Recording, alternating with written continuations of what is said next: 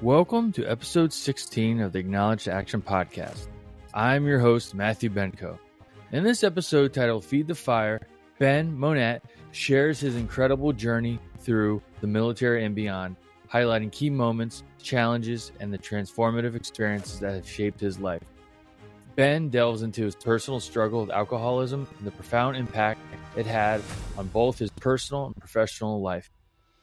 He emphasizes the critical importance of seeking help and building a strong support system to overcome addiction. Ben's story is a powerful reminder that failure is a part of the journey and that it's never too late to seek help and make a positive change. In our conversation, we explore the power of the mind and shifting perceptions and finding small victories that foster growth. We also discuss how Ben found a purpose and support through organizations like Treehouse Recovery and The Forge, and how they helped him overcome addiction. Together, we highlight the courage it takes to ask for help and the importance of empathy and understanding. This episode is packed with insights into building a diverse network of support and resources to enhance mental, emotional, physical, spiritual, and social well-being. Ben shares the art of anticipation and how adapting to change can empower personal growth. So let's dive in and discover how Ben turned his challenges into a journey of transformation and growth. Ben, thank you so much for being here on the Acknowledge to Action podcast. I'm really looking forward to our conversation today. Thank you. It's good to be here. It's a pleasure. Oh, it was great. Well, we connected on LinkedIn, and we connected about a week prior to hitting record here. So I'm really looking forward to pulling back to some of the layers. You have a lot of great information. You're just a little bit you shared with me prior to us doing this podcast today. Your story is amazing, and I'm really looking forward to sharing this with our listeners and hearing more today about your journey. Thank you.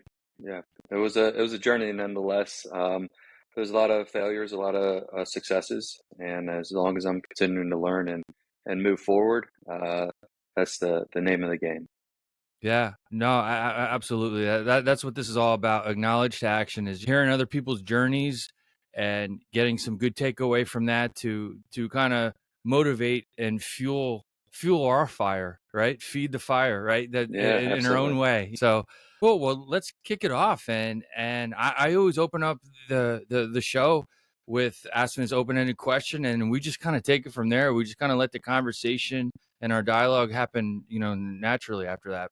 So can you take us through your military journey from the moment you became involved in the military to where you are today? Highlight a couple, highlight some key moments, some challenges, and some transformations along the way. Yeah, absolutely. So a little bit prior to the military, after graduating college, I was really stuck. I didn't really have a purpose. I didn't really know where I wanted to go, and I was stuck in my hometown in Ohio. And just one day I stopped by the recruiting station, and I knew of Special Forces. I knew that since I had a bachelor's degree, that there's going to be a good amount of options available to me. And after leaving the recruiter's office and either bouncing between officer candidate school or the X-ray program, which is a opportunity to attend Special Forces assessment and selection. I chose that path. So off to basic training, I went airborne school, and then I arrived at Fort Liberty now, but back then it was called Fort Bragg, and started the journey. And in 2010, I earned my Green Beret and was arrived at 5th Special Forces Group later in 2010. And that was really off to the races. I adapted well. I've always was in a team environment growing up, and I thrived in a team environment. And started the training, started learning my craft. And the first deployment was in 2011. And after I returned back from my first deployment, it got into routine, where it was train and deploy. And that was all I really knew, and sprinkle in some courses that I could attend here and there. I was fortunate enough to go to Ranger School in 2013 and couple other courses that I'll highlight later on in my Mm-hmm. journey. And my home life was put on the, lower on the priority list. I prioritized my new military family, the deployments, the training, who I was becoming before my family life, and that's when I started seeing some downward spirals in my unhealthy behaviors at home, and that's when I started coping with alcohol in a unhealthy way, and so altogether in my 16 years in special operations community, I deployed 8 times, all to the Middle East. A lot of times were, in Syria and Jordan, and a couple sprinkled, Lebanon and other places. I've done, living in the desert, conducting combat operations to working out of the embassy, participating in strategic level operations. And it really exposed me to, the entire approach to special operations. And I loved it. I went to combat dive school in 16, and I went to the warrant course in 2018. But throughout the whole time in my career, say 15 years of it, I struggled with alcoholism. That was my outlet. Um, and when everyone asks me, well, what caused you to continue to do that? I don't have a good answer. There was no really a trigger that always caused it. If there's something that was positive in my life going on, then I would decide to indulge in the unhealthy behaviors. If something negative happened, I would do the same. And that was really the outlet. And as we are, creatures of habit, and we create this routine, and I knew that my routine was drinking, and that was something that was a part of me. That was Ben, and I knew that it was not a a healthy choice. But in our society, especially in the military and special operations community, it is very socialized and it's very Mm-hmm. welcome. Um, and some people don't necessarily possess the addiction, quality, and some people do, and it runs their lives. And that's what it was doing to me. And I was fortunate enough, and this is where it's interesting to reflect on how powerful the brain is when I was thinking back on, I knew it was wrong, but I was able to fool myself and be in denial because I was continuing to be successful. I was rising, in the ranks. I was, attending these schools and passing these schools and gaining more responsibility at work, all while my home life was struggling. And that was the key part where I could finally, now identify that I was able to fool myself that, I did have a problem. I had a problem way before I sought help, but I allowed you know, external things to happen that I was able to be like, well, no, I don't have that bad of a problem because I'm still doing, X, Y, Z, and being successful at that. So that's the main part that what I struggled with is the the knowing that I had one, but the inability to really sit there and say, I need help. Um, and 2021, I did.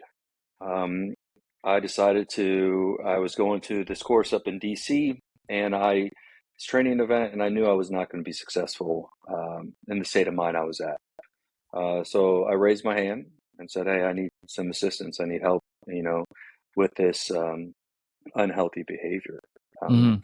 and command was very receptive, and they were like, "Okay, excuse me, we'll get you some help." And I went to a 30-day hospital setting program, and leaving that program, I know now that I wasn't equipped with the tools and the skill set that I am equipped now or today. Mm-hmm.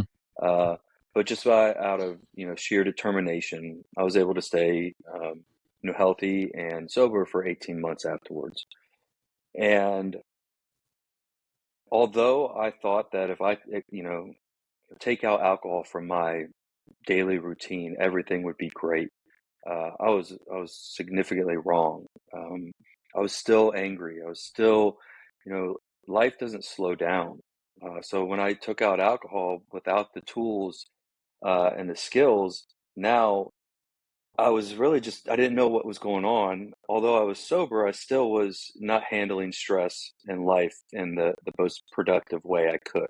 Hmm. Um, and that lasted a long time of the 18 months of when I was clean. And I started on some antidepressants, and they worked for a little bit, and started experiencing some pain in my right hip due to my right hip replacement, and I just didn't have a healthy way. And all those, couple those feelings, those thoughts, the anger, the worthlessness, you know, allowed me to make a poor decision to self-medicate. And so I did not go back to alcohol because I was scared of that. I was scared of the person I would become, and I took the 18 months. I was prideful of that. Hmm. So I made the decision to at night I would ingest Delta 8, although not allowed. It was wrong. Um, it worked for me at the time, and And that Ben, happened. can you clarify what Delta 8 is? Yeah, so it's just a string of THC, Okay. All right. and they sell it at gas stations around in Kentucky and Tennessee. And although it was wrong and not allowed in the Yeah. military, that was the decision that I made then. And that was about a week of doing that, sporadically, but I saw the stress reduced, the anxiety reduced, and the pain reduced. So I made that decision, and early last year, I was going through some marital issues, and the command was informed that I I was doing that. I was ingesting something that was not authorized or allowed, and Hmm. so they brought me back home, and I provided a urinalysis test, and I knew I failed. Um, so I immediately go to a hotel, and I don't use the community I had. I don't use the skills. I didn't voice my concerns to anyone. I isolated, and that led me to relapsing. And I relapsed for approximately 7 days. Um, and another highlight is that alcohol is a very powerful thing, and Hmm. it wasn't. I didn't start slow. It was pick up right where I left off, the 18 months prior, and I accelerated rather fast. And on day 5, I tried to kill myself drinking, and I ended up in the hospital. And you know, leaving the hospital, I knew I needed help again.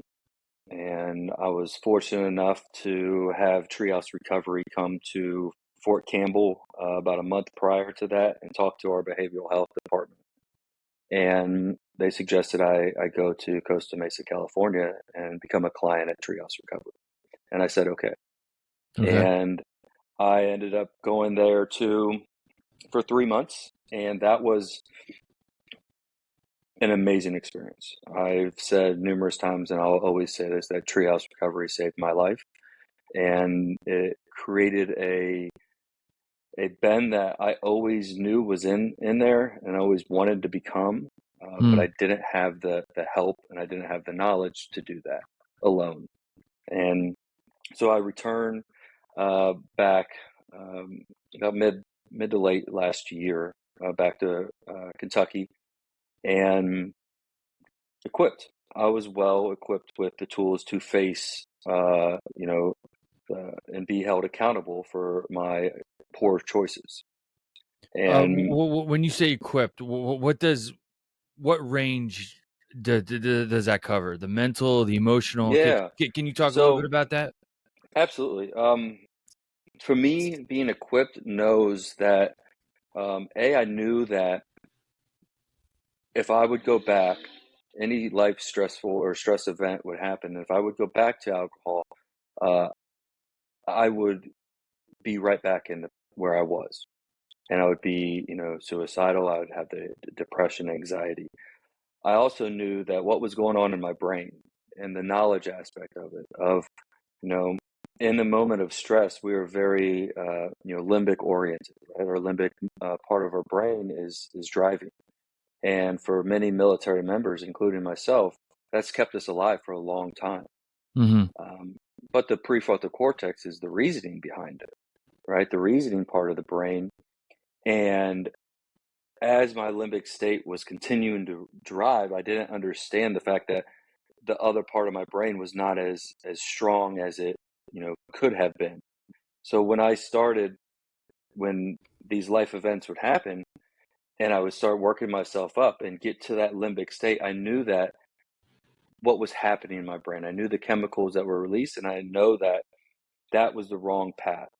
Although my brain subconsciously was utilizing that, I knew Yeah. that I needed to step back and talk to people, voice my concerns, explain where my head is at, right? And not isolate. And once I started doing that, I was able to see my reasoning part of my brain kick in and start understand, okay, this is why these are happening. This is, let's look at it on the reasoning side, let's take emotions out of it and, look at it with a non-biased optic. And then I knew that, I used a lot of perception shifting. I used a lot of, growth through adversity, and I'll discuss a couple of those a little bit as I continue to tell you what happened as Mm-hmm. what I experienced. Um, well, due to my actions, due to my unhealthy and poor decisions, the command informed me that I was to my Green Beret and my SF tab was revoked, and that they're going to go ahead with separation. Um, and that moment, I very easily could have went back into relapse. I very easily could have reached back out to alcohol and said, "Hey, my life's, my identity's gone. I don't have any future, and this is what I'm going to do." And although my brain was saying that, because my brain knows that that was a path to escape reality, I was able to utilize those tools, right? I Mm-hmm. picked up the phone and called a good friend of mine, Nick Lavery. I told him what was going on. I voiced with my community that I have here in Nashville, Tennessee, my treehouse community. I I utilized perception shifting where I told myself, and I just didn't say it, internally. I said it to myself out loud. I said, they can take my Green Beret, they can take my SF tab, but that doesn't define who I am. That Mm. doesn't define what I've done or what I will become. And I said that out loud because I know that a lot of individuals say things to themselves, but when you hear it and you voice it, it just Yeah. hits another sensory, and you start believing it a little bit more. And I did, and I knew that there was going to be a lot of adversity that I was going to face. And if I look at it as this adversity that I'm going to face being overwhelming and I can't get through it, then I'm going to be stuck there, right? But if I kept telling myself, "Hey, it doesn't define me. This is my decision. I made the decision. I'm responsible for that. I'm being held accountable." Um, but that doesn't mean that I'm broken. That doesn't mean that I can't achieve great things. Um, and once I did that, I started telling that to other people. I started communicating that to other people, and I started gaining that confidence back. Um, so what I did is, looking back, is I attached courage and confidence to a stressful event, a almost, rock bottom. That was, I lost my identity. 16 years is a long time to do one thing, Yeah. and now it was kind of done, right? I had to move forward. And it was so Um, sudden. It was just you couldn't even prepare for it. It was a sudden Yeah, the decision, and right? Based it off, was yeah. based off my poor decisions, and so that was tough, and I still do it to this day. I still think about that and knowing that, I wish I would have done something different, but then I automatically snap back into it. It's like, no, that is what happened. That's the reality. I cannot change the Hmm. past, but what I can change is my habits moving forward, and that's what I have done. And now I'm able to attach those things or do those things to smaller tasks or smaller stressful events. If my dog, goes to the bathroom inside, a lot of things can spiral out of control, but I've proven to myself that I can overcome, these massive, stressors that happen in life, because Yeah. life's not going to slow down. And then inversely, if I'd never faced that catastrophic event, well, if I would practice it on smaller things, right? Dog going to the bathroom, or a small argument, or getting in a traffic jam, all these things, if I'm able to utilize that perception shifting during those things, well, that's building that courage and that confidence. So when or if a life altering event happens, you are prepared and you are trained, and your brain, doesn't automatically go to that limbic state. Um, and that is what helped me overcome, uh, you know, that, rock bottom. And looking back and having some time to reflect, it'll be always be a part of me, and that struggle will always be there. And our brain is very powerful, so uh, I can easily let it go back and down, and spiral downwards. Um, but I'm able to catch it and identify it. Mm. And I think that's a big thing about, mental health, is if we're able to catch, it quickly, our minds may not spiral as fast, or we may not catastrophize it as quickly, in our brains. And it's a difficult thing. Addiction is difficult. And, what I keep telling myself is, and this is what I tell others, is you've accomplished a lot of things. Matt, you've accomplished significant amount of things in your career. Um, so you've had to put in that effort, and you've had to overcome obstacles. Well, why did I think during that 18 months of when I was, sober, that I could do it by myself, right? Mm. And Yeah. a lot of people like, oh, I can do it by myself. No. Why try to, do it by yourself when there's so many people out there that are willing to help and help you through it, that's been through it, right? So I always try to say and reiterate that it is difficult to kick the addiction, and addiction can be anything. Addiction doesn't have to be just alcohol and drugs. It can be Yeah. porn, it can be gambling, it can be, shopping, it can be overeating, overreacting, stress. All these things are a form of addiction.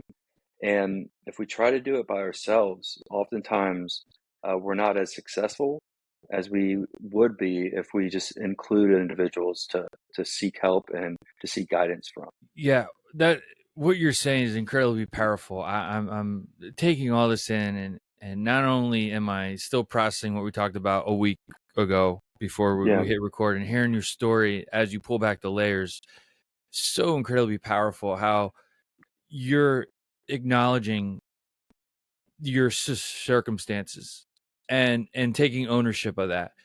And just based off what you just last said, and how when you referred to it as like rock bottom and at your lowest, again, I'm only speaking how if I was in that situation, because there's probably a sense of pride. You're embarrassed, you're shamed, and it's hard. It's hard to ask for help when we feel we're at our lowest, at our rock bottom.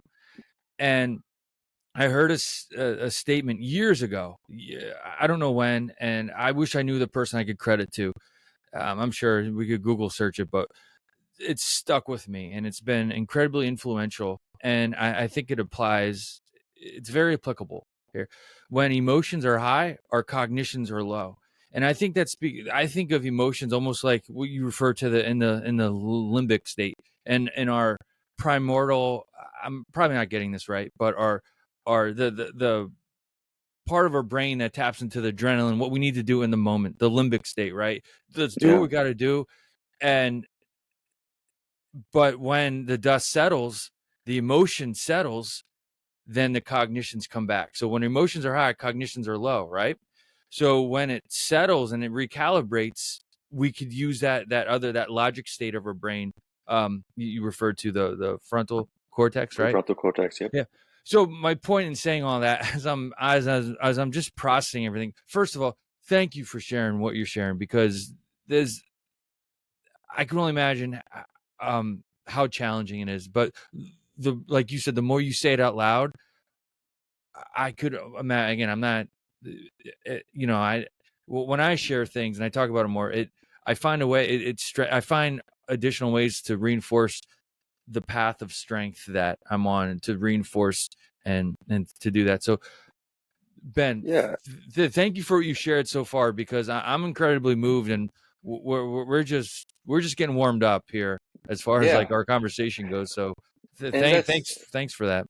yeah. And if I can do it, you know, and an individual who has, as much success and was going in so many places, and to have it all wiped away, and to say like that's what happened, and I'm okay with that. Mm-hmm. I can't change it. I wish I would have done it differently? Absolutely.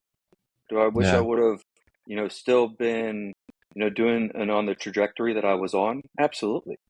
But I can't go back and change that. And if if someone's out there hearing that and saying, okay, well, if he's done it and if he lost that, maybe I can. Maybe I can overcome that. Maybe Yeah. I can, and maybe I can use some of the things that he's saying to spark some dialogue, some conversation with people to get better.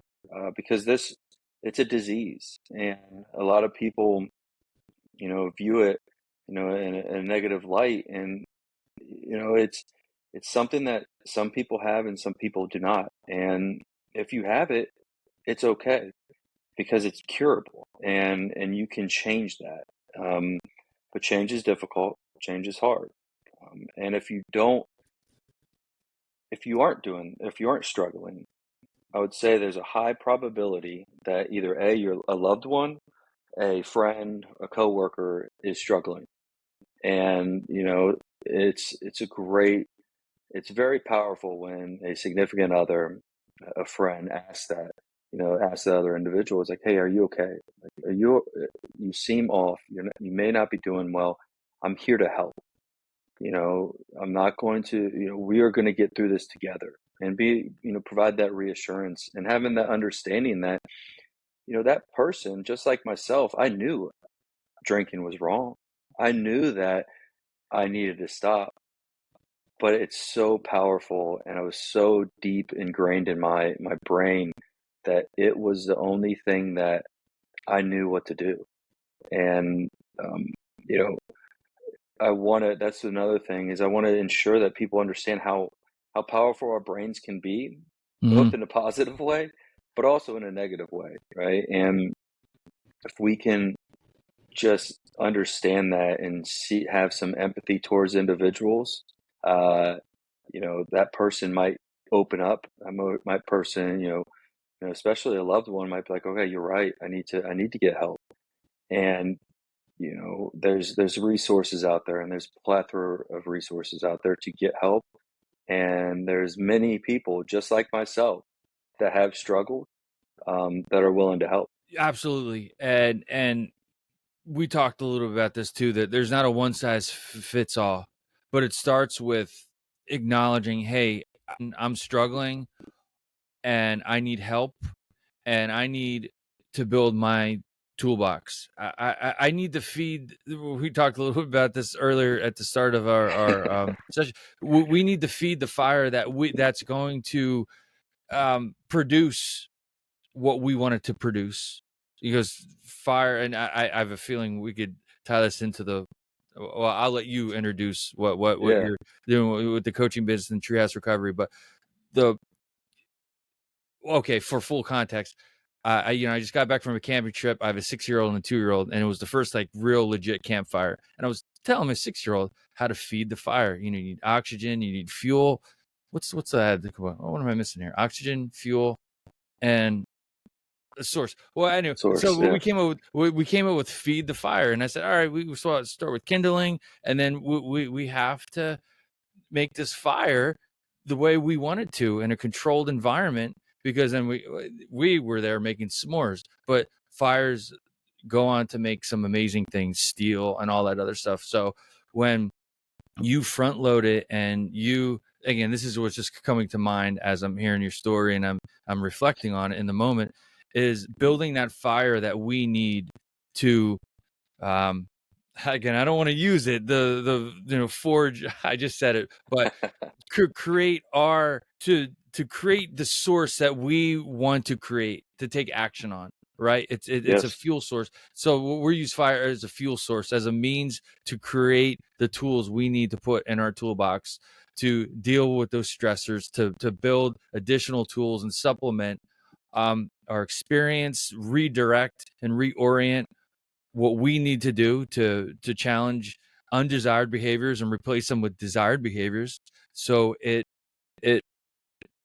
then there's it helps us get desired results instead of the Yeah. undesired results. And that's what I'm hearing as I'm processing everything, because it's an amazing story, and it's a lot, as the listeners are listening and the viewers are watching it. This is just really, you got a powerful story, and it's just uh, it's I'm really in the moment with it. So It's awesome.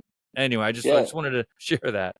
You can create an analogy with fire, right? Like, Yeah. they fire is to build a fire oftentimes is difficult, right? Hmm. And you have to have the right environment, the wind, if it's raining or snowing, that's obviously going to hinder it. Well, guess what? Wind, snow, rain, sleet is all life that throws you stress, right? Life's not slowing down, so there's going to be, outside stressors that happen.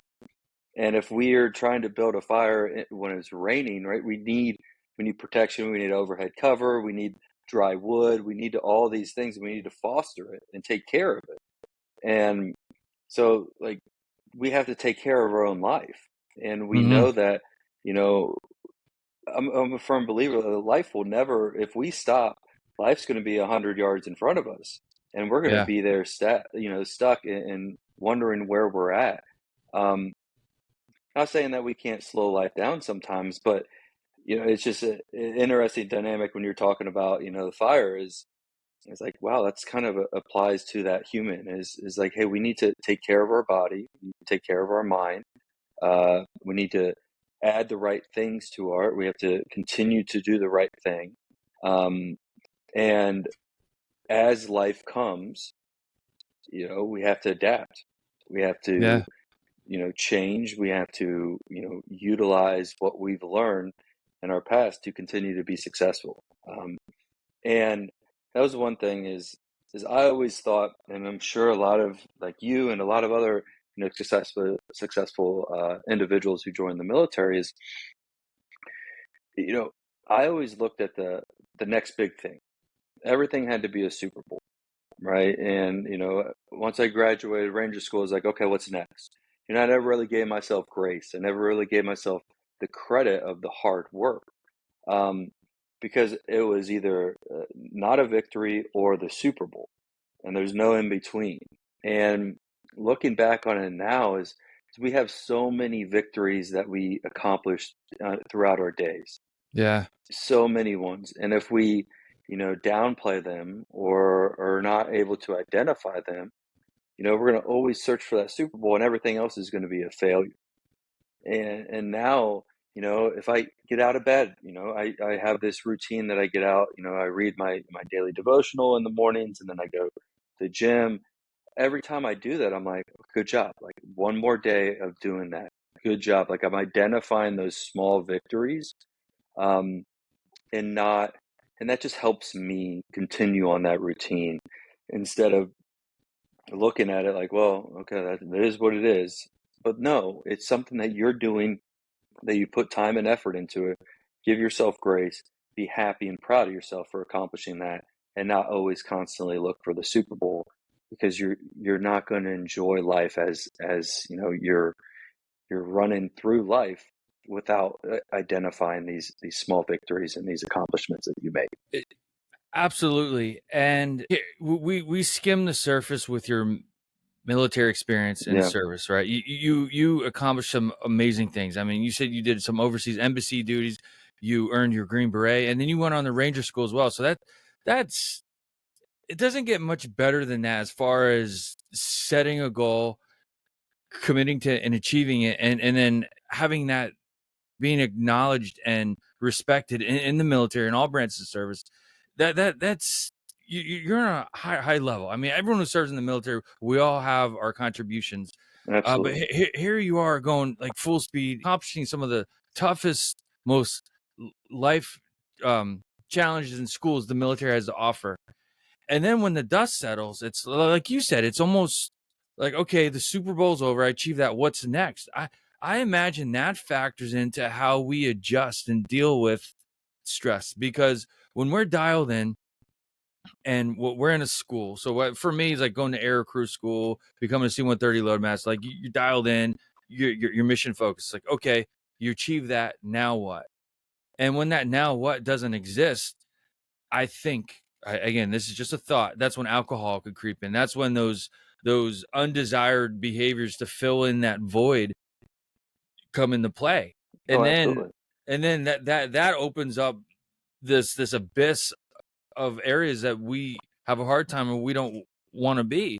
And it could get overwhelming. It could get overwhelming. I've experienced that in my own way. I've talked to a lot of people over the years, and we all have our challenges, and I think we all meet that at some point in our life. Some of it just comes and it's like a punch in the face. Other times we don't see it coming and it's like, whoa, where'd that come from? But I think the more experience we get and the more reflect and the more ownership we take with taking that, going back to the fire metaphors, like, all right, I got to gather this firewood. I got to anticipate the weather. I got to anticipate the weather I'm going to be in. And that's the spark, fuel, oxygen, and a source to start it, right? Yeah, We need those to create the fire we want. And if not, it gets overwhelming. And then we either underreact or overreact as a result of that lack of preparation or life circumstances.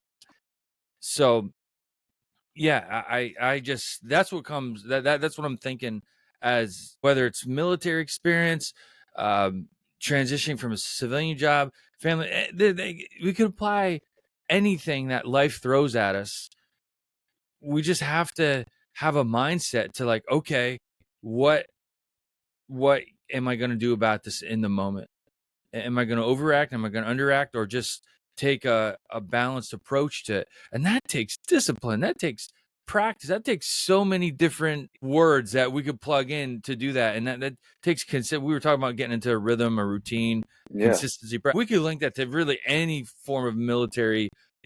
There's a reason why basic and then we go from basic to our advanced level training, because it's that repetition, it's that rhythm. So when it does get when we're in an uncontrolled, an unpredictable environment, we're a little more equipped to do what needs to be done.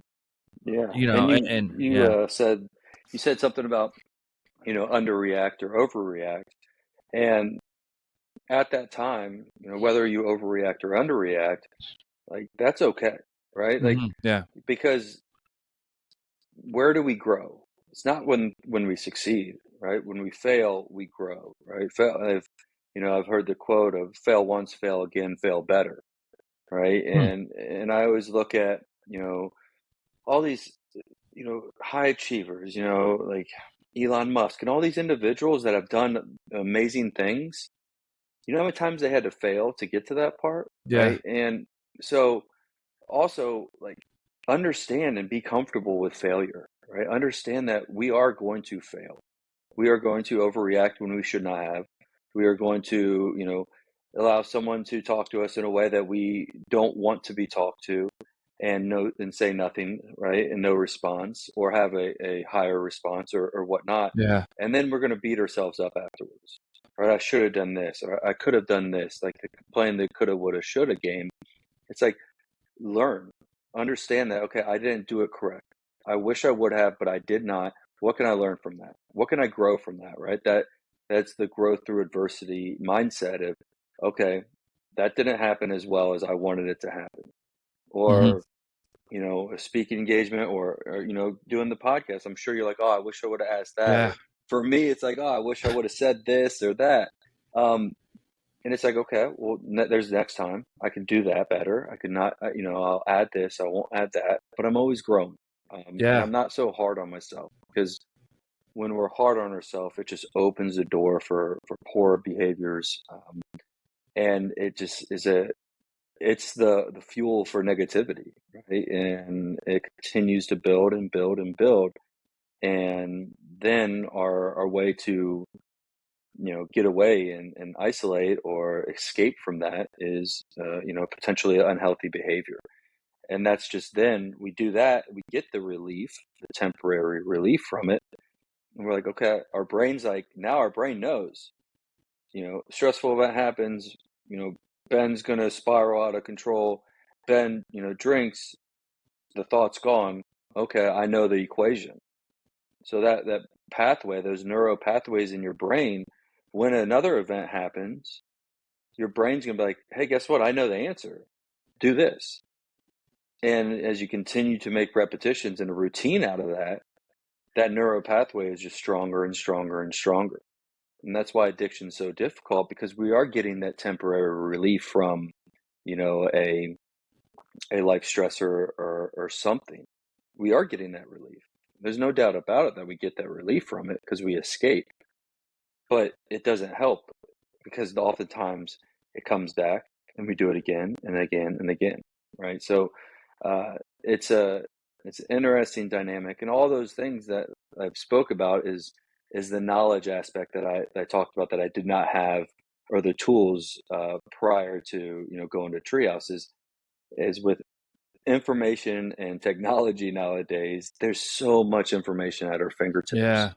It could and be we're breeding. overwhelming. It can, and we breed a society of we always ask why, like, why is this? Why am I? And that's something that I didn't have at a traditional treatment facility, is, why am I thinking like this? Why do I continue to go back to the unhealthy behavior or drinking when I know it's wrong? Why? Hmm. And I didn't have that. I didn't have the knowledge of what's happening in my brain. Those neural pathways are being released and created. And I oftentimes joke, like, my neural pathway was paved. It was smooth. Like, I repaved that numerous amounts of times. Uh, but I didn't know that. Now I know. I'm like, okay, that's there someplace in my brain still. That pathway is there. It's not as paved as it used to be. And every single day I do things better to not do that, not, to create more cracks in Yeah. that pathway, right? But that's what was so enlightening and powerful about Treehouse is giving me the understanding of what's happening inside. I knew ingesting alcohol was wrong. I knew the decisions I was making when I'm doing it was wrong. But I couldn't stop. But now, like, learning about that, it was something that, the picture of the light bulb going above the head is like, that's Yeah. when everything sparked. And I was like, okay, I now have the knowledge of what is going on in my brain and my body, uh, telling me or trying to convince me that this is the only way out of a stressful event. And that aha moment, or that light bulb moment, right? Or that fire moment, right? That's where Yeah. it's like, I don't know how to describe it in words alone, but it's like, it's something that's hard. It's like, you just feel it. It's a good and I'm speaking from my own experience. When I've had aha moments or that light bulb moment where it's like, wow, like, there it is. And going back to the fire metaphor, it's like, all right, now this is the fire I want to feed. This is the fuel source. I'm going to go continue to get this. I'm going to continue to feed this fire, because this feels right because I've learned it through failure, like, and adapting, and all these things that we're talking about today that you're referencing. It's like, you got to put in that work. And I think the hardest part sometimes is getting on that path. Sometimes we're forced on that path. Sometimes we find it through challenging situations. And that's what led you to Treehouse Recovery, through a multitude of different experiences and inventorying certain things, and it got you there, and it gave you a renewed almost a renewed foundation, like you said, like, I know this has been paved for me. I just have to do a little bit of maintenance. I have to do some work to put in. And I don't know where I saw this or where I read this, or again, the source. There's so many inspiring sources of information. Sometimes it's really tough to reference the way we could or should, right? But the sayings, I got to find myself, right? When we go through challenging situations and life hardships, I got to find myself. Well, yeah, that is important. And of course, find friends, and that's maybe taking inventory, assessing where we're at in the moment. But then the motivational part for me that I took away from this meme or whatever I saw is like, create yourself. Don't just when you find yourself, that's an opportunity to create yourself. And I think that took me a few times of trials and tribulations to, like, all right, I found myself. Okay, now I have a new baseline, or I have a new, I don't want to call it a blank canvas, because we're far from a blank canvas. You and I are far from a blank canvas at this point, but we have a renewed, or we have an extension of that canvas to create ourselves the way we want to, the way we need to, in a way that's long, that provides short-term, intermediate, and long-term desired outcomes. Yeah. And the finding oneself, right? Yeah. And I'll go back to the fire analogy. But how quickly can you build a fire, right? I have to, dig the pit, go find the wood, break the wood up. How fast can you build a fire when you have 3, 4, 5 people helping you, right? And Yeah. it's like, everyone, yes, 100%, you got to find yourself and you got to create yourself. Uh, but why do it alone, right? Yeah. That's the aspect, is with, so the two aspects is like of the community, that was a very powerful part of my transition, and continues to be very powerful in my recovery. Is, so I have the Treehouse community, right? Very supportive. I can reach out to them and numerous amount of people anytime, and it doesn't have to be about alcohol. Um, but I don't hold myself into one community, right? And I'm like, okay, where else can I find these other communities? And that's what led me to working with Nick Lavery on the Forge, is adding another component to community, adding another community for me. And being on there, so a little breakdown of the Forge, it's a very And I'm powerful super pumped to community. hear about this, because I had a Yeah, little bit. I was trying to not drop the Forge, but like, I was fire. I was trying to bite my tongue, but I couldn't help it. yeah. So I'm super excited to So hear yeah, about so this. the Forge is powerful, and it's online based. And Nick Lavery, if you have not read his book or heard his story, extremely powerful. Another form of overcoming adversity and growing through it.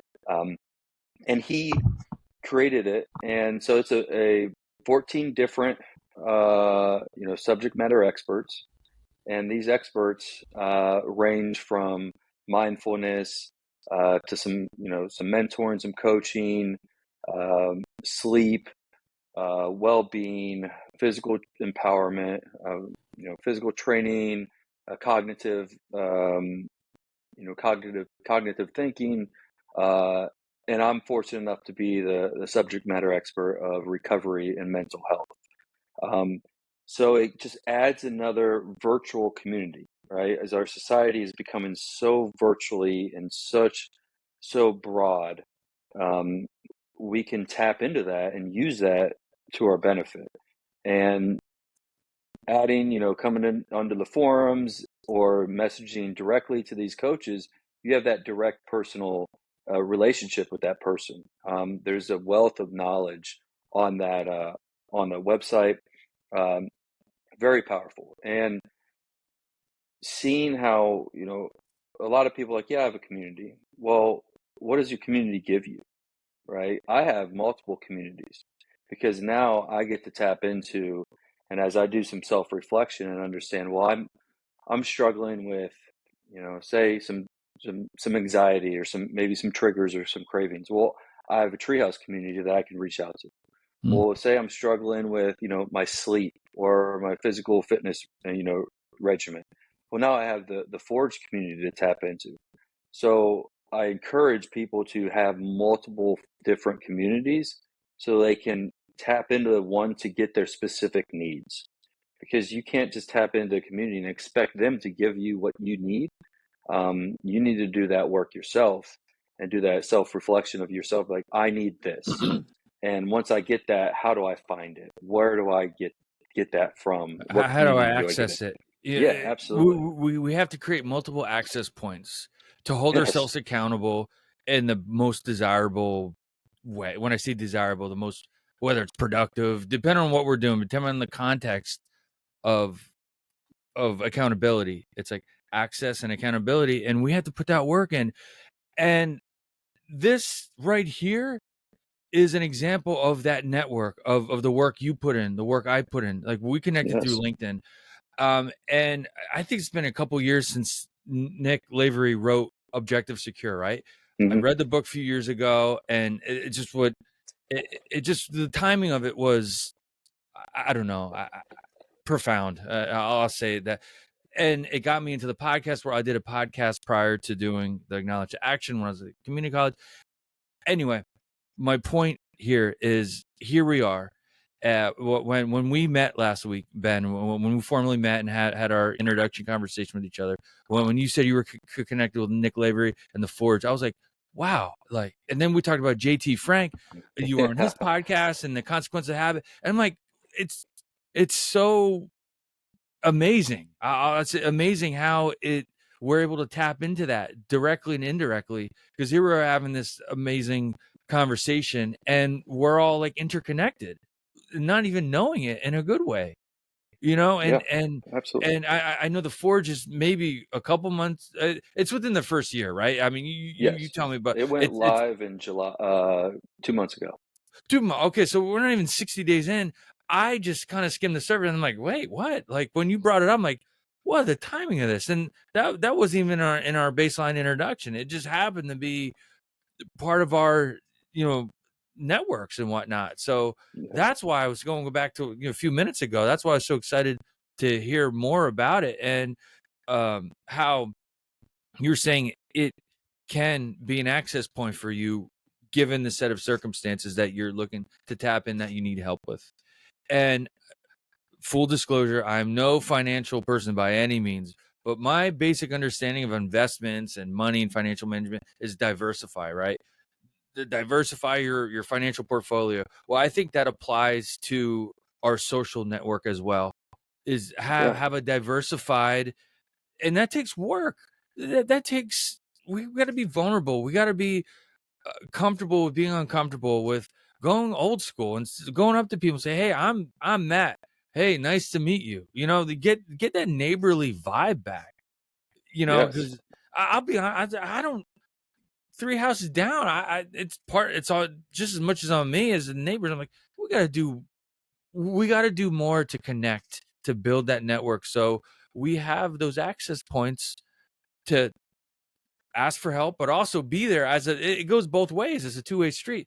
So Yeah. say, hey, when Ben needs something, oh, Matt's part of Ben's network, and vice versa. And it goes, it's not just when I need help, it's also too, that arguably could be the ultimate form of um dopamine. Those things we get, those short, like, helping, when we generally help each other, it does something to us. And then, not to sound all, um whatever, but man, just generally helping each other is what it's all about. I think Oh, it's yeah. what human nature is all about, is just helping each other and being there for each other. But we have to we have to extend ourselves. We have to be a little bit vulnerable. We have to put the work in to Gotta be build that net. uncomfortable. Yeah, we got to be uncomfortable. Yeah, We do. And they're not saying, well, exactly. it's an uphill battle all day, every day. I'm not saying that or suggesting that, but getting out of our comfort zone is where we're going to make progress. And I think that's what you're speaking, with Treehouse Recovery. I imagine day one, that was tough, but it led to where you are now. So Treehouse Recovery gave you a renewed sense of who you are, right? Yes, Correct me if I'm not saying it absolutely, one way. 100%. And then They you rediscover you move forward from there. Yeah, Treehouse Recovery looked at me as something that I never looked at myself, right? They saw the good in me, right? They used the word brother's keeper, and they saw my potential when I didn't even see my own potential. Um, and you know that that is so powerful, especially where I was at in the stage, the mental state I was at. I didn't see any of that, but they did. They understand that they don't. We're not at Treehouse Recovery. We're not an alcoholic. We're not an addict. We have unhealthy behaviors, right? And we can change that. We don't self-identify. We don't tell people, hey, my name is Ben. I'm cancer, right? No, I don't say that. I had unhealthy behaviors and now I'm changed. Um, Especially as our society is very focused on each other and oneself's identities. Um, we know that it's not the right spot to start off with that negative connotation. Um, so it transformed me 100% to the person I am now, to the person that I love and enjoy being around myself, and I enjoy being around others, because that's human nature is forming those bonds and those Mm, relationships, and that's yeah. and that's what I did. And now I do have the opportunity to work for Treehouse Recovery. I focus on veterans and active duty individuals who are struggling and need help. And Treehouse Recovery will do anything to help someone who's serious about changing their life.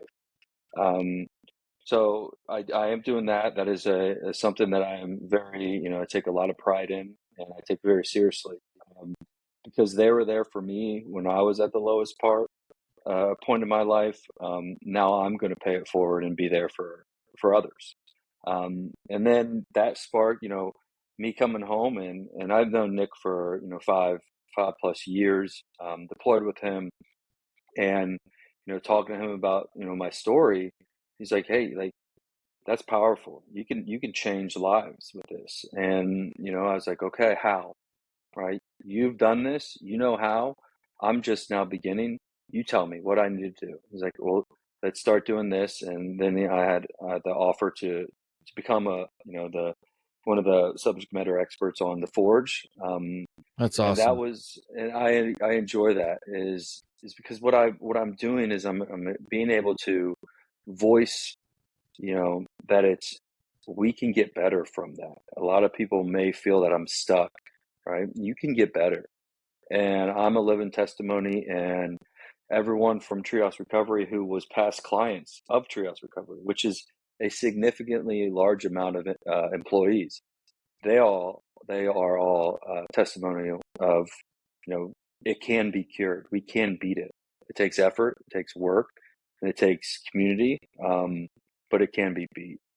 And that led into me wanting to, you know, help others, one on one, and utilize the things that I've done in my military career.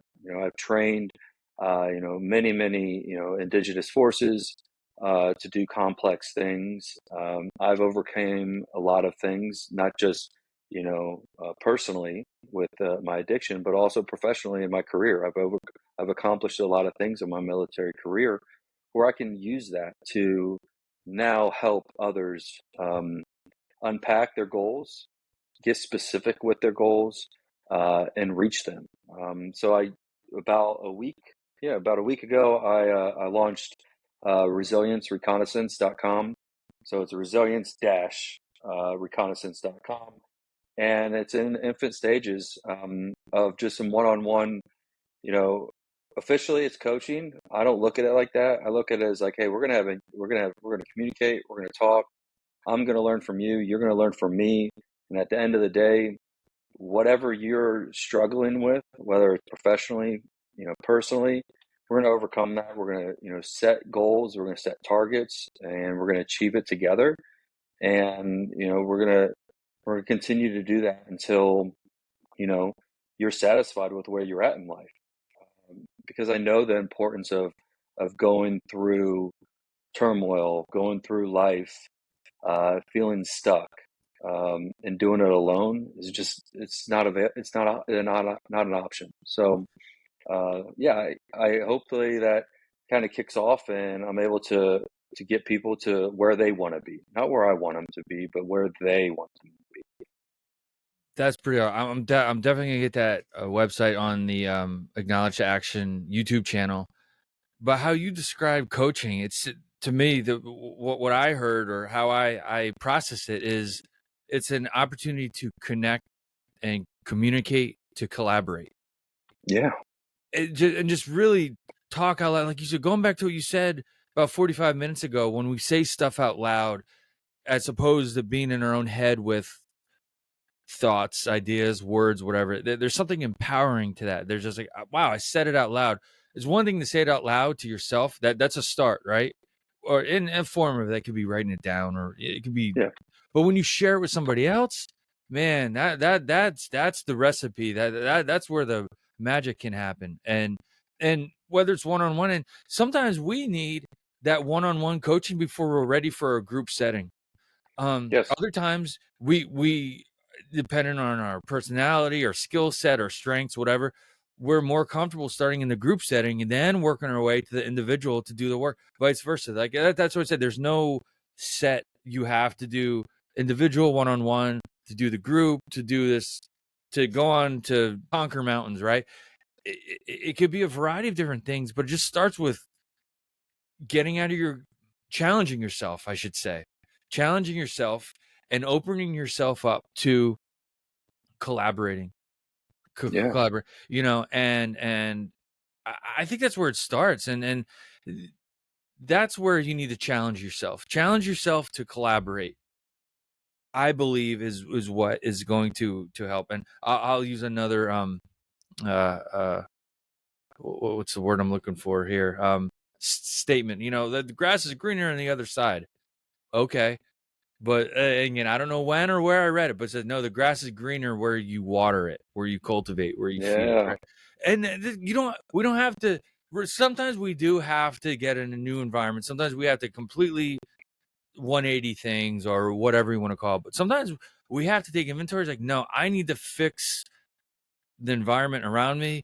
I need to fix how I'm contributing to that environment, and that starts with cultivating, watering, and doing the right thing in the moment where you are. And we need help with that.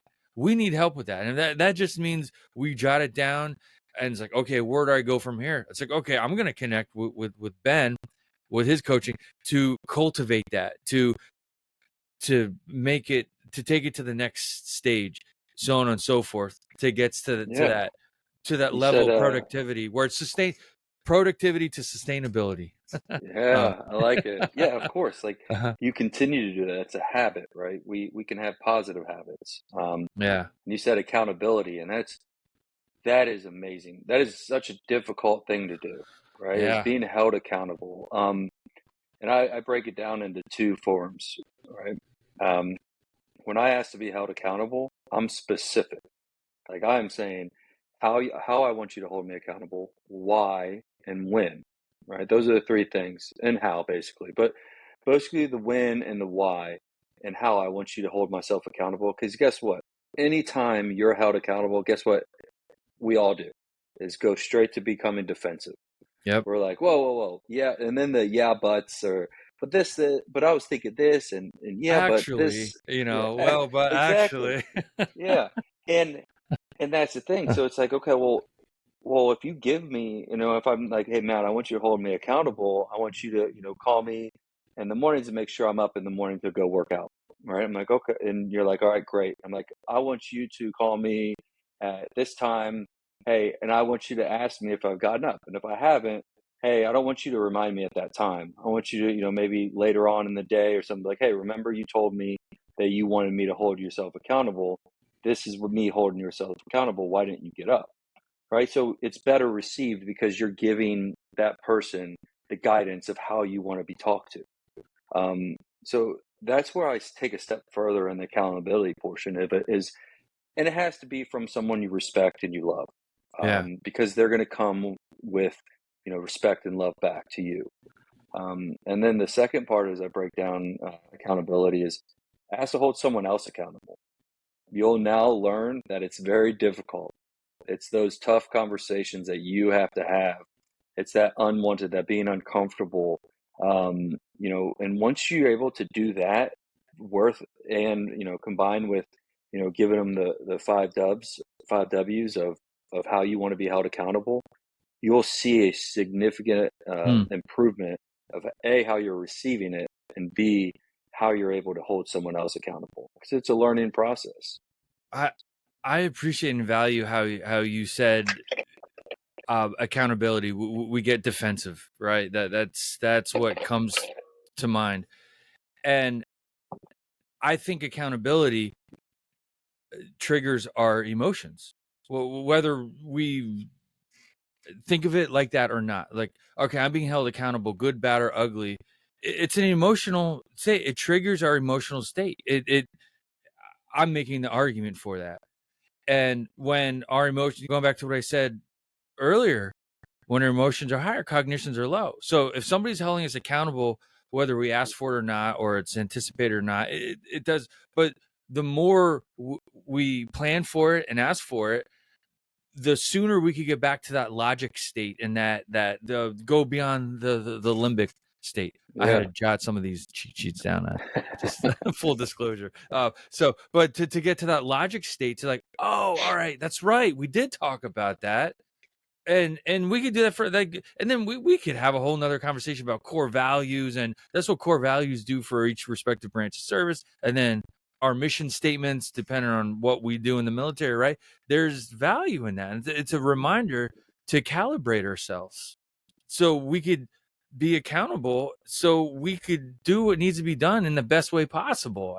Whether it's on a very personal level or in a very, you know, uh, objective group organization level. And Absolutely. I think that's the power of coaching, connection, collaborating, and having these conversations. Because when I hear your story, Ben, it's like, wow, I'm reflecting on mine, and it's like, wow, okay, I could correlate, I could relate to some things, and other things I'm like, wow, that's uncharted territory for me. But man, there's some takeaway with that. I could borrow that tool or that resource, put in my toolbox, so I could use it applicably for when circumstances present themselves in my life, whether it's personal, professional, Yeah. and all that. One of the things that come up regularly since I've been doing this podcast is I call post-military MEPS. What are we doing? MEPS, so like our military entering processing station, right? MEPS. I don't hear too many people saying, "Oh, MEPS was awesome." It was one Yeah. of the best. It's MEPS. MEPS is MEPS, right? It's the gateway to the military, right? But post MEPS, and I add additional S to it, is what are we doing now to manage? And I use manage strategically. Manage our mental, emotional, physical, spiritual, and social well-being health, because I think those are the pillars of our well-being. Yeah. Those are and sometimes we need to put a little more emphasis, and you talked about this already, Ben. Sometimes it's like, man, I need to go to the forge because my physical I need some accountability for my physical fitness routine, some structured feedback, to do. Sometimes we need the mental piece. We need to focus almost not exclusively, but the majority on that: emotional, social, and spiritual. It's all, it's all something we should inventory regularly and take accountability of. So as we build our network and ask for help, we know how Tad, going to the 5 Ws. Yeah. We go to those 5 Ws and tap into that network. So, Yeah.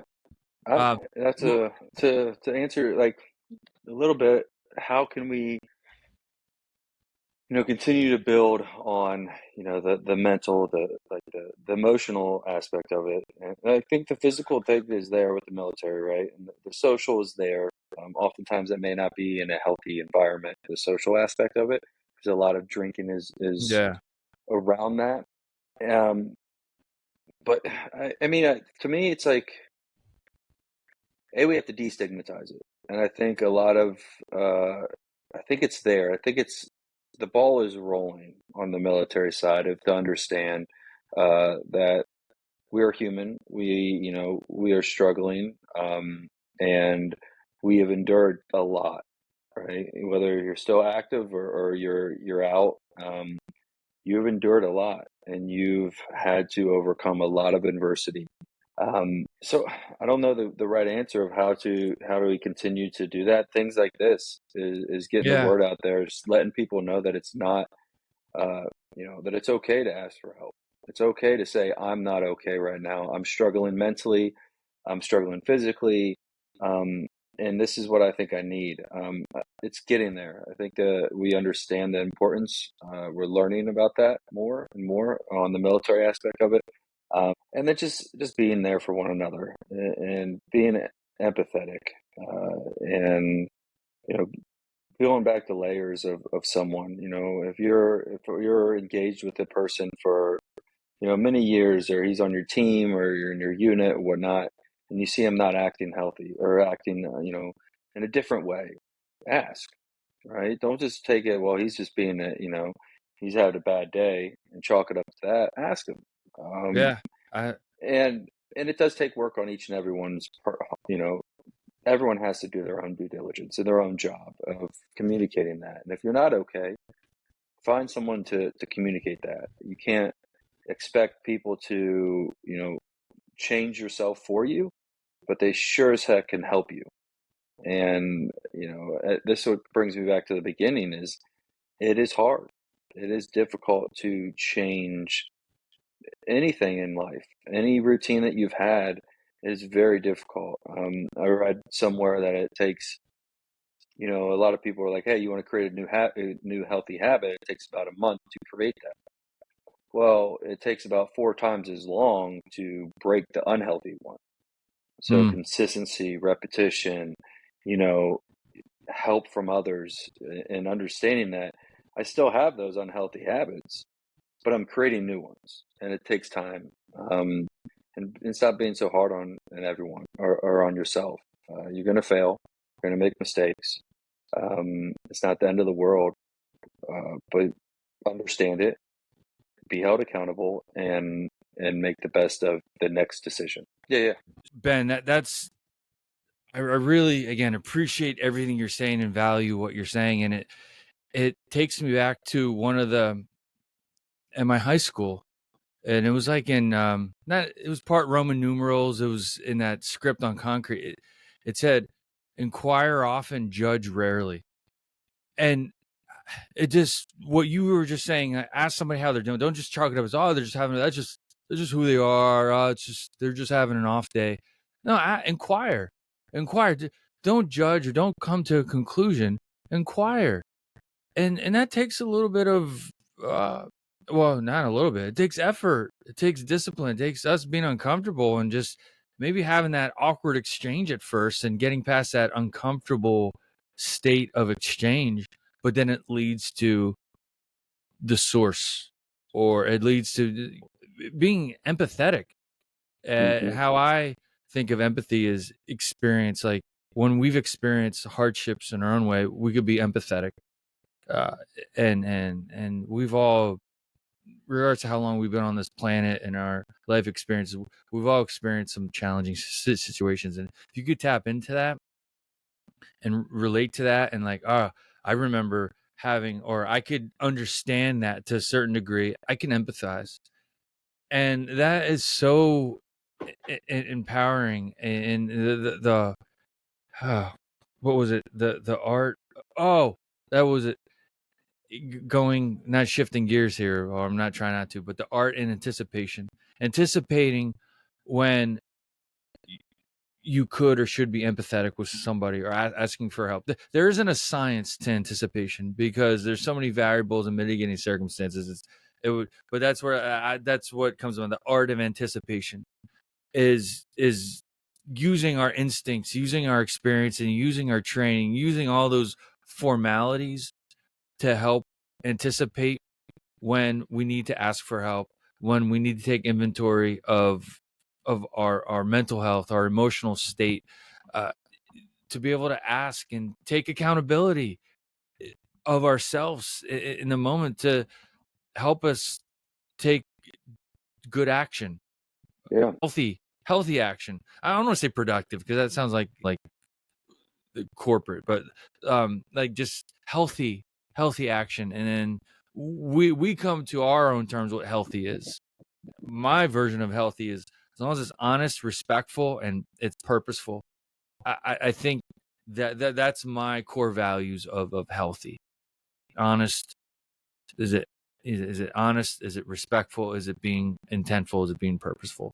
And I try to use those components to whether I'm communicating with somebody, whether I'm engaging in activity for physical activity, all that stuff. So that's what helps me. Yeah, absolutely. And once we find and identify things that have helped us, use it, right, and adapt it, right, like the Mm, adaptability, and apply it to different things. Think outside the box. Be creative, and like, well, this worked on this aspect of my life. Well, can I pick apart a couple of these and implement it in a different aspect of my life? And yeah, and just understand you're not going to get it right the first time. It's okay. yeah, that's cool. This has been great, Ben. I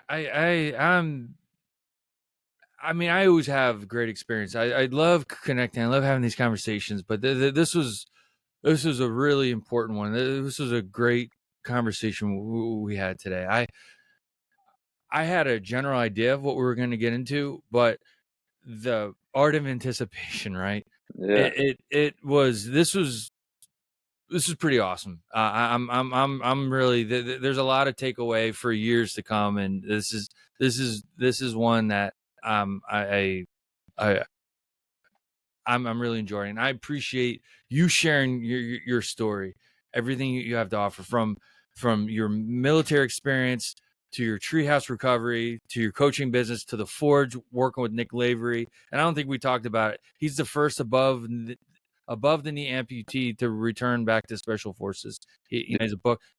I met him in person, and amazing. Just it is really cool to just continue to tap into this network that we're creating, and absolutely. and this is just a version of our work we're putting in, but everyone's capable of this and that. Um, but I always ask, like, so we talked about a lot of great things today.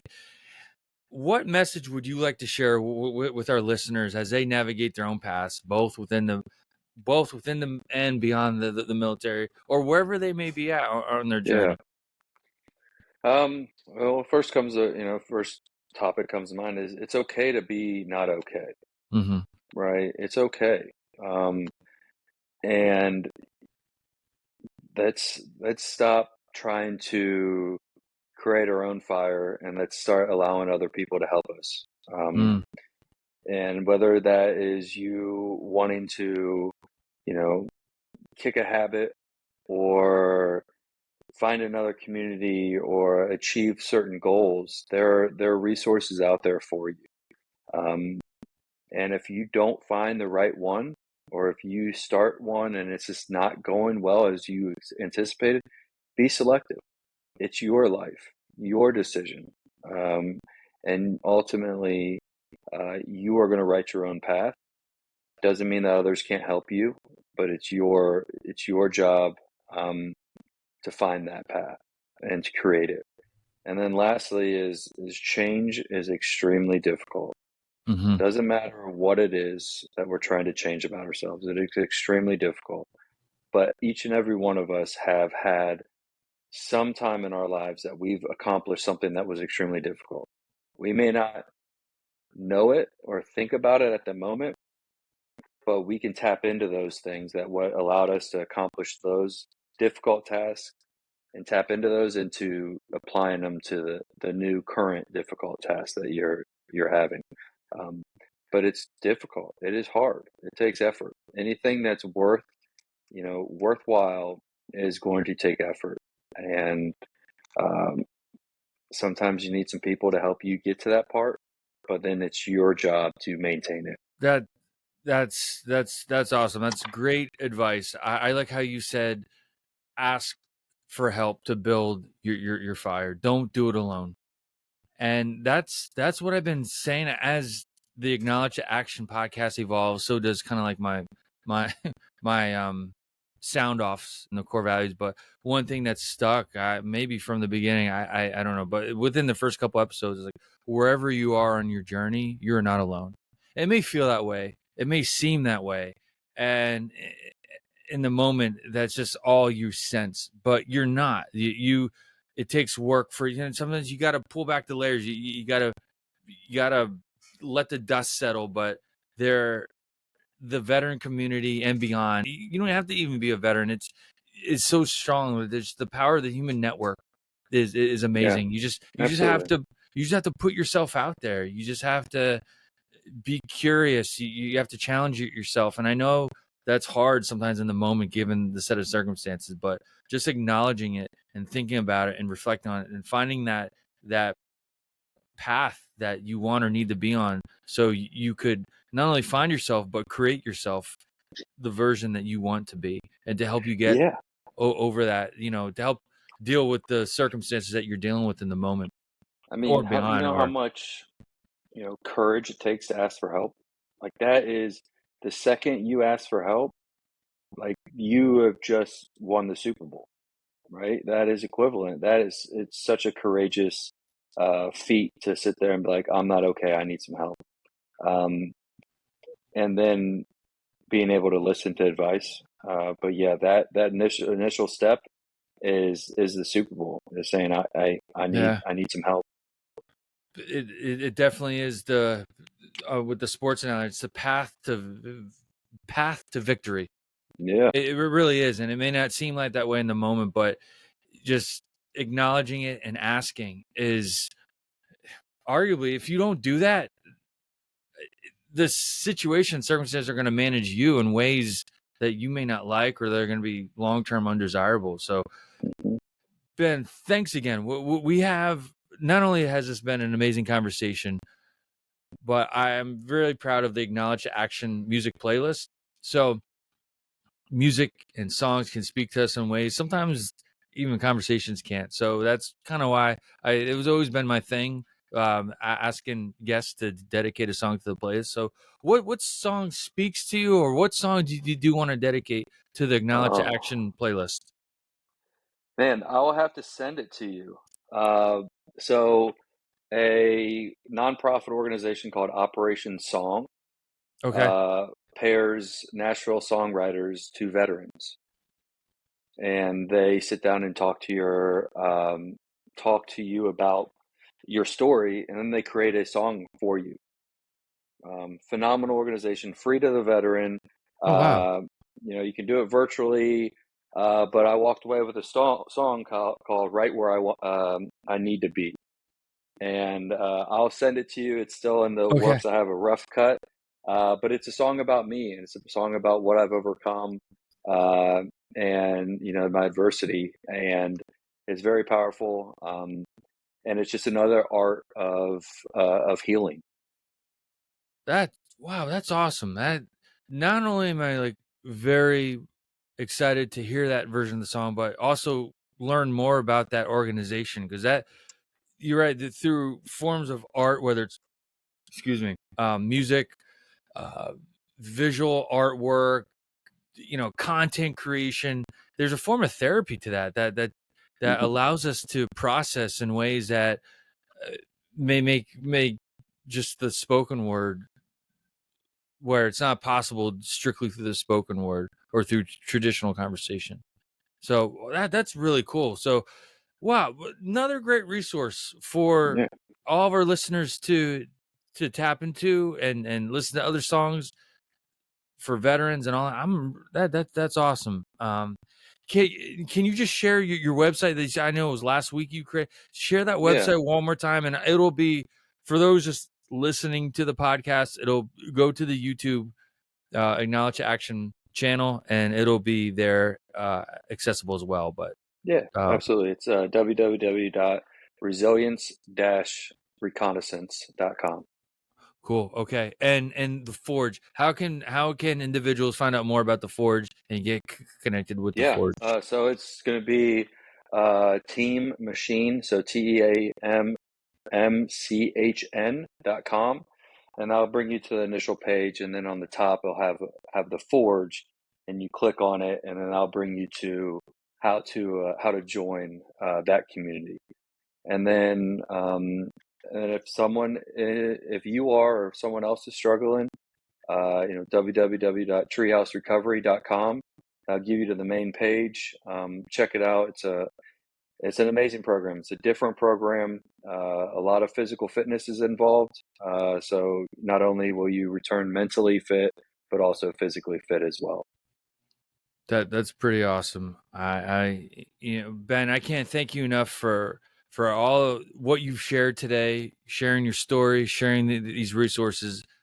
I'm very thankful and honored to be part of your network now. This is awesome, and having you as a guest here has been a real privilege and an honor today. So Ben, thank you. Yeah, thank you, Matt. It was a great opportunity, and just connecting with you last week. Learning about you and what you stand for and what you're promoting is amazing, and it's an honor for me to be a guest and to share my story and to be a part of your network now.